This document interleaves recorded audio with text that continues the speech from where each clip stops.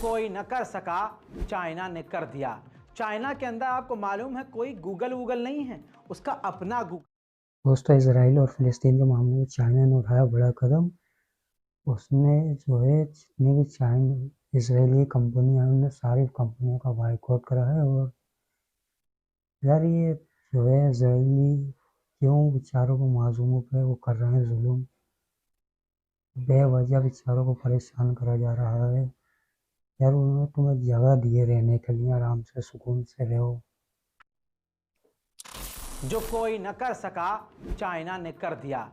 China के अंदर आपको मालूम है कोई गूगल नहीं है, उसका अपना गूगल है, अपना सर्च इंजन है, अपना मैप है, अपनी सैटेलाइट है। जी हाँ, आपको बताऊं, चाइना ने ऑफिशियल तौर से अपने तमाम सर्च इंजन से, तस्वीर देखिए मेरे दोस्तों, इजराइल को नक्शे से हटा दिया है। कल तक जिस मैप में नक्शे में चीन के इजराइल लिखा हुआ था, आपको बता दूं कि आज उस मैप में से इजराइल के नाम को इसराइल को हटा नजर ही दिया नहीं आ है, रहा है। पूरी तरह से गायब।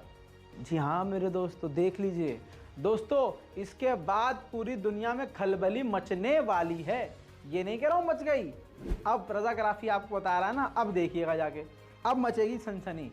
चाइना पहले से ही इजराइल के खिलाफ बयानबाजी कर रहा है और चाइना पहले से ही इजराइल को आड़ी निगाहों से देखता है, क्योंकि इजराइल और अमेरिका एक ही थाली के चट्टे बट्टे हैं मेरे दोस्तों। इसके अलावा चाइना की कई सारी कंपनियों ने इजराइल वर्ड इस्तेमाल करना बंद कर दिया है।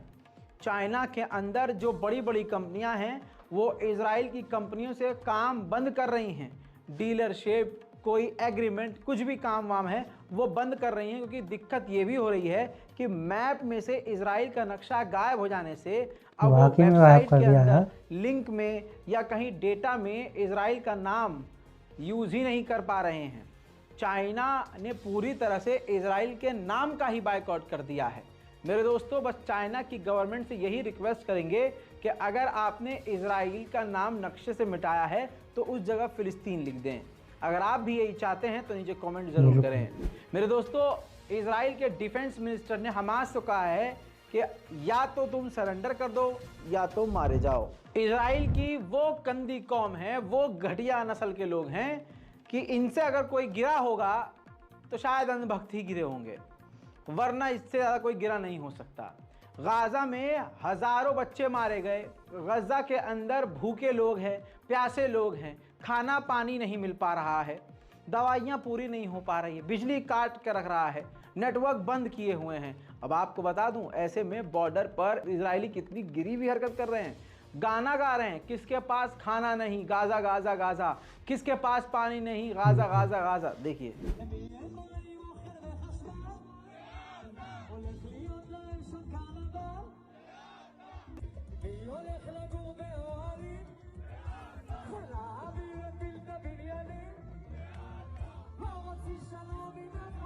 ये जो भी कर रहा है ना, बहुत गलत कर रहा है। दोस्तों, इसके अलावा ये तस्वीर देख लीजिए, देखिए ये है असली प्लान इजराइल का, जो आपसे और दुनिया से छुपाया गया।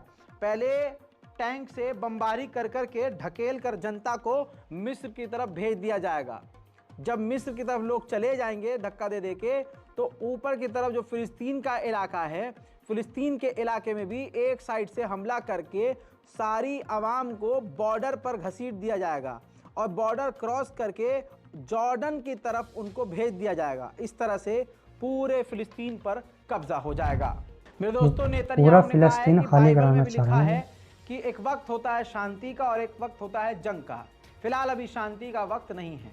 कमाल की बात यह है कि काफिर शोर मचाकर अपनी किताब को अपने हिसाब से आपके सामने रख रहा है, लेकिन दुनिया की सबसे मजबूत और सबसे बेहतरीन किताब अगर कुरान जिस मुसलमान के पास है, वो मुसलमान अपने मुंह पर ताला लगाकर चुपचाप बैठा है मेरे दोस्तों। गाज़ा ने आधिकारिक तौर पर बताया है, कॉपी पेन ले लीजिए या फिर इसको कहीं भी बोलने के लिए याद रखिएगा, 18,000 टन बम, अल्लाह अकबर, 18,000 टन बम इजराइल 7 अक्टूबर से अब तक गजा में मार चुका है और हर 1 किलोमीटर पर 50-50 टन के बम गिरा चुका है।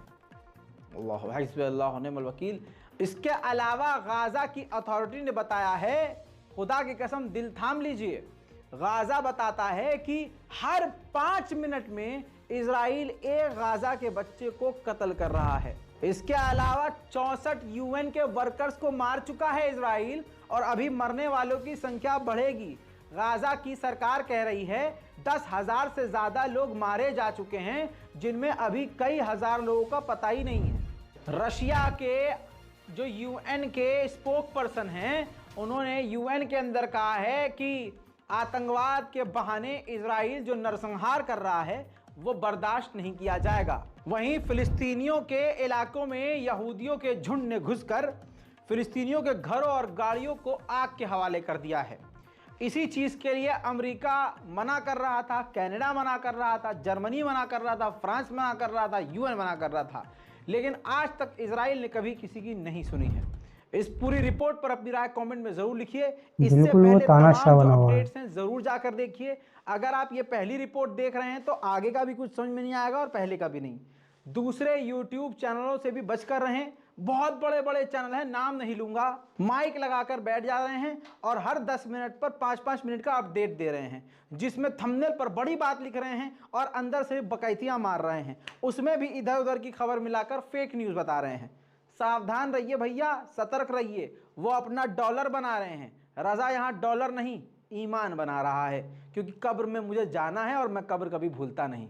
मेरी बात अच्छी लगे तो रिपोर्ट को शेयर कीजिएगा, दुआओं में याद रखिएगा। जय। यार ये इजराइल जो है ना बहुत ज़्यादा गलत कर रहा है, बच्चों को मार रहा है, मासूमों को मार रहा है, और इसे ऐसा नहीं करना चाहिए। जितने भी बड़े बड़े ममालिक हैं, अमेरिका हुआ और सऊदी अरब हुआ, इन सबको बैठ के बात करना चाहिए कि भाई इसराइल को समझाना चाहिए कि वो ऐसा ना करे, मासूम बच्चों को ना मारे, और अमन और शांति बनाए रखना चाहिए इन लोगों को।